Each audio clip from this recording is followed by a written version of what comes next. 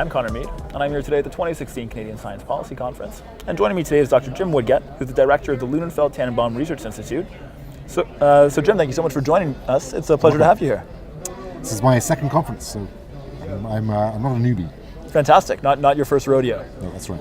So to get us started off, why don't you tell us a little bit about the Lunenfeld-Tannenbaum Research Institute, what makes it unique, and what makes it important? Sure. Oh, I'm used to doing that.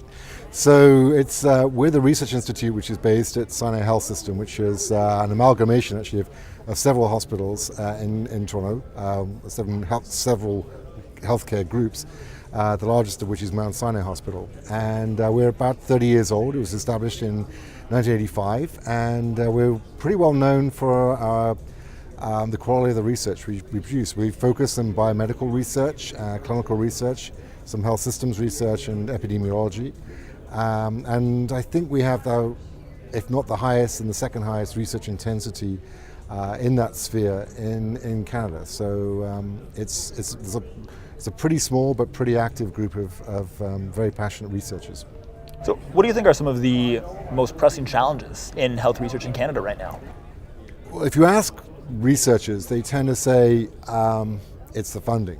But pretty much you can go around the world and ask any researchers, what's your biggest challenge, and it's funding. And actually, tomorrow we have one of our panels is discussing the burdens on researchers, and usually the number one response is, well, I spend too much time trying to raise money.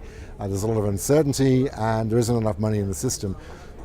I think that's easy. It's an easy complaint, and in fact, that's what really is the core of the Science Policy Conference, which is it's not just about how can we get more money. It's what you do with that money and how you're spending it in the most appropriate ways. And I think that's a huge ongoing question, and it's something that you always have to be answering. So it's too easy to say there's not enough money. There's never enough money, especially in healthcare. When we see in Canada we're spending $150 billion or so annually, and we spend federally about $1 billion on health research through the Canadian Institutes for Health Research. So that ratio of 1 to 150 is not, you can't imagine too many high-tech sectors like the healthcare industry is with a budget of about 0.7% on R&D. So I think that definitely there needs to be more investment. But at the same time, there are other issues too, which is, are we spending that money correctly? Are there better ways of spending it?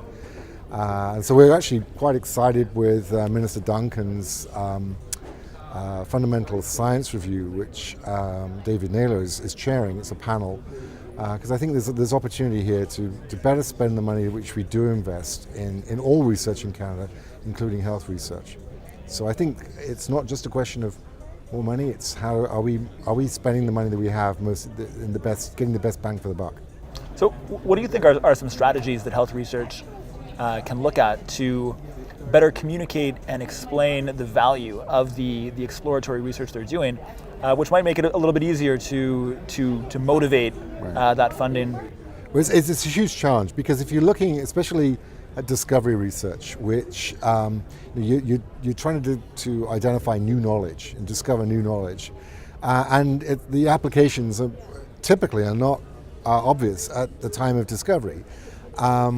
And this year, actually, last couple of weeks ago, we had the Gairdner Awards, the Canadian Gairdner Awards, and 5 of those awards were given to technologies which were developed for gene editing. And this took 20 years of work.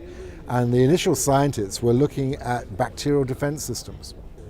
And in fact, that was also a study of those systems, similar systems, were what gave birth to the biotechnology industry, which is a multi-billion-dollar industry, which is really changing the way, in terms of personalized medicine, various treatments.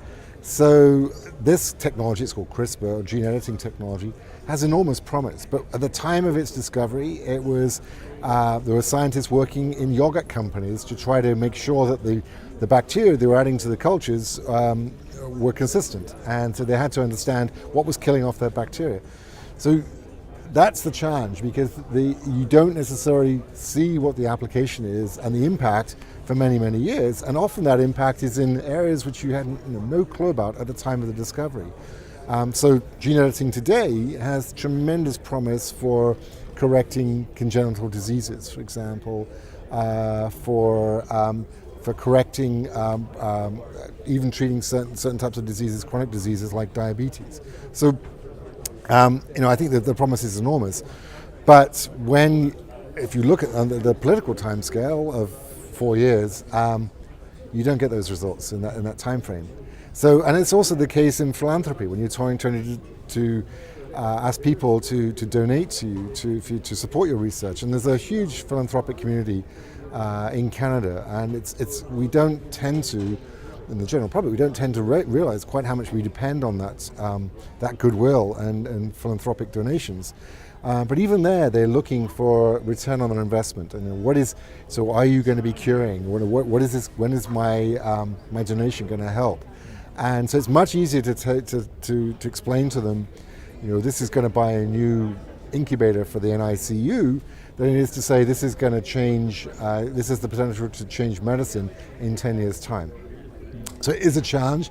I think our government gets that. They understand that the private sector, for example, needs to have a return on investment and to the shareholders.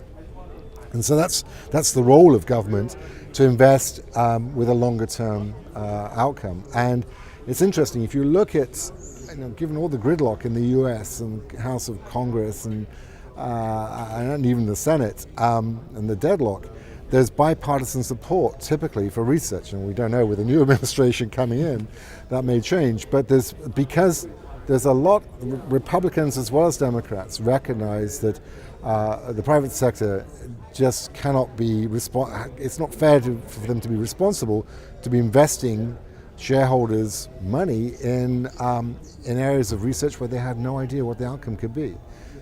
So that's where they see the role even small government is.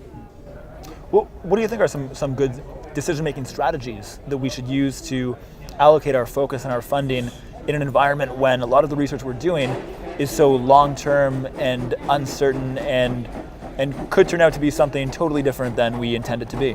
Right. It's a good question, because it's very difficult. It's not easy, and we've got to look at a balance, right? And I would say that even the scientific community is somewhat split.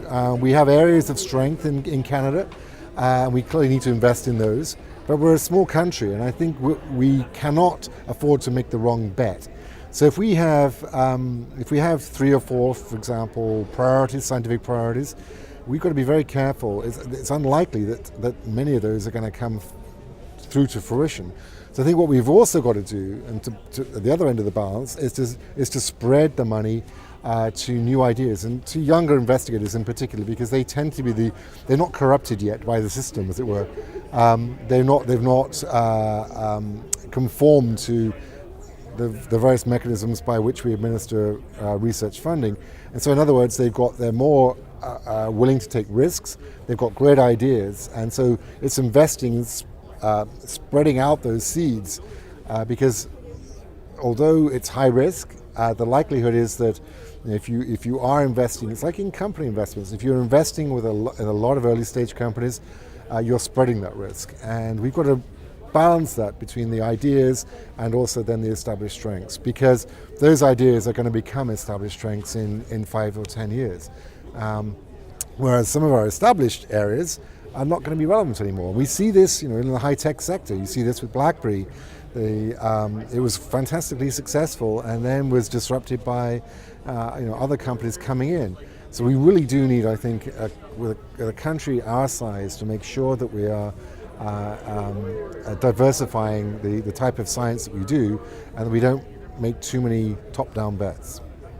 Fantastic. Well, Dr. Woodgett, thank you so much for joining us. It's been a pleasure having you on, and I hope you enjoy the rest of the conference. Absolutely. Thank Cheers. you for having me.